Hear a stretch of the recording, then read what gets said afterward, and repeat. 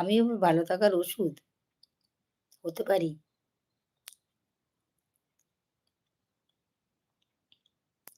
আচ্ছা, প্রচণ্ড মশা। ওরে বাবারে! রাজ এত রাত্রে কোথায় ছিল? রাজ এত রাত্রে কোথায় ছিল? এসো, এসো রাজ কেমন আছো বলো? হ্যাঁ, প্রচণ্ড মশা। মশারি খাটাও। ঠান্ডা পড়ে গেছে বলে অবহেলা করো না যে ঠান্ডাতে মশা লাগবে না। মশারি খাটিয়ে তবে শোবে। আরে আমি তো মানে ১২ মাস মশারি খাটিয়ে শুই। আমার মশারি না খাটালে ঘুম ধরে না।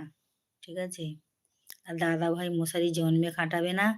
ওইজন্য সমস্যা হয়। মশারি খাটালে দাদাভাইয়ের সমস্যা হয় যে সে ১২ মাস কোনোদিনও মশারি খাটিয়ে শুতে পারে না। আর আমি মশারি ছাড়া শুতে পারি না।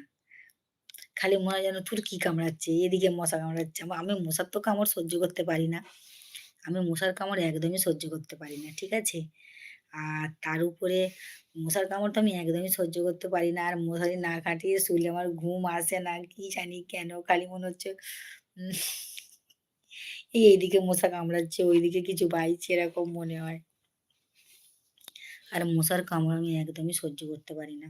তো যাই হোক, মশার কামড়